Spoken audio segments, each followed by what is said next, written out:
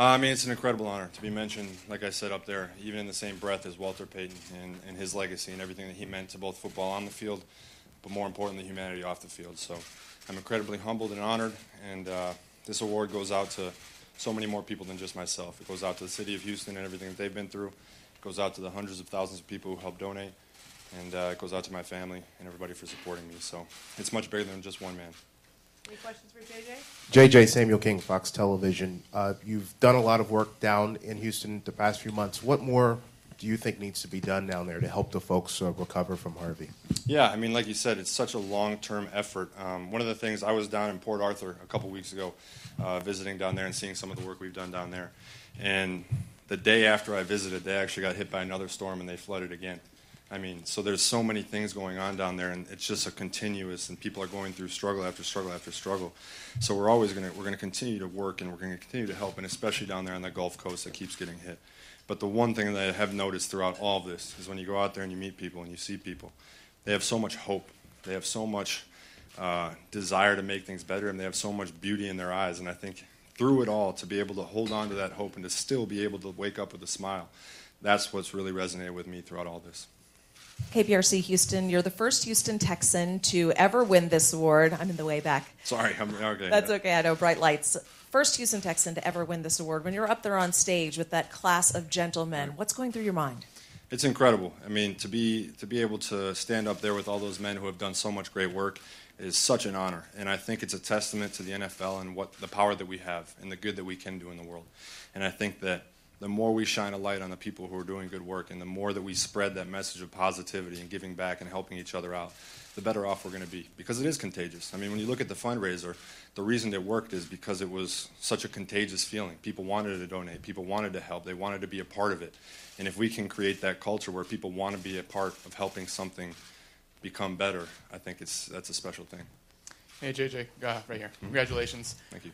Can you talk a little bit about, if you can, just sort of specific stories, specific people who you've met with who were directly impacted by all the fundraising you did? Yeah, I mean, I was, like I said, I was down in Port Arthur, and we visited some of the mobile food pantries that we've activated and put out into the communities, and met some of the people down there. In the video, they showed us moving the Leonard family back into their homes. I was there earlier in the process, and then finally we got to move them back into their home. And I mean, their story is one of the most incredible ones. They lived in that house for 40 years. They were the original owners. They had to be rescued from that house twice by boat during the storms. Mrs. Leonard was on dialysis for 27 years, and she's put 3 kids through college, and Mr. Leonard was in the Marine Corps. So, I mean, just sitting there in one story, one family who we helped move them back into their home, and to see how excited that they were to move back in and just sit on his own couch and watch his own television, the little things. Those stories are special. I mean, we went to see Miss Joanne's daycare. It's a daycare. She feeds over 800 kids a day. She has over 220 kids on site that she helps take care of on a daily basis. And they shut down because they had 4 feet of water in their school. And so to go there and to see some of the work that we were able to do and get their kitchen back up and running so they can provide those meals for all those kids. I mean, those types of stories stick with you, and it makes it so much worth it, and it makes it so special when you can actually see the work being done.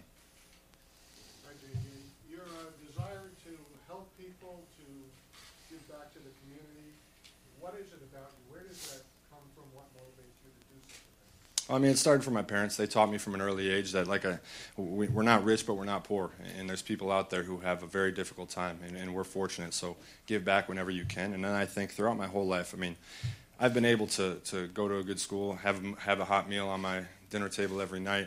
I've been able to play sports whenever I wanted to. I got to go to college, and now I get to play football for a living. I'm very lucky, and I realize that not everybody in this world is as fortunate as I am. So whenever I get a chance, whenever I see an opportunity to help, I want to take that opportunity, because whether we like it or not, we are role models. People do look at us every single step of the way, whether it's Instagram and Twitter and the things that we do on social media, whether it's on games on Sunday or it's what we do during the week. People are always watching professional athletes. People are always waiting to see what we're going to do next. And if we use that power for good, and if we use that power to create positivity in this world, we can do some incredible things. JJ, obviously all of that money went to a lot of different things in the recovery effort. Was there anything you saw along the way out in the community that really shocked you in terms of, wow, I can't believe people don't have this, or I can't believe people are going through this particular thing? I think for me, the biggest thing that shocked me was the the breadth of the devastation. Seeing that, I mean, Houston's a big city to start with, but you see from Port Aransas, Port Arthur, Rockport, all the way down on the coast, all the way up to Greenspoint, all the way up to Kingwood, and all.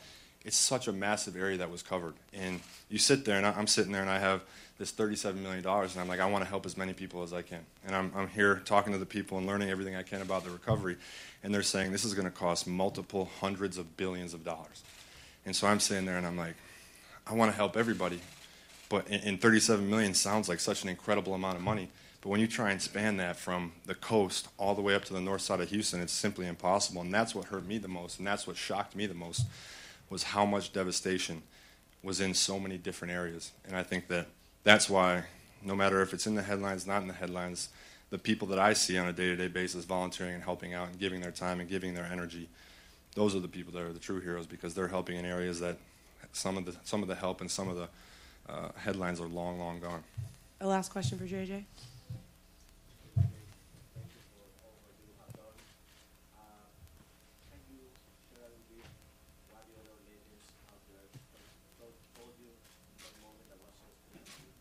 I mean, they were just very gracious. They said, thank you for what you did and welcome to the club. I mean, some of those guys, that's such an incredible group of people. And I mean, anything that you do on the field. I mean, I've been fortunate enough here to be on this stage and to win Defensive Player of the Year awards. But everything that you do on the field pales in comparison to what you do off the field. And at the end of my life, if I'm remembered as a football player and a good football player, and that's all I'm remembered before, then I did a poor job in my life.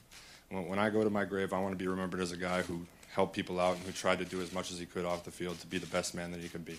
Trying to make my family proud, my fans proud, and go out there and just be the best person I can be and leave the world a little bit better than I found it. Thank you all. Appreciate it. Yeah, sure.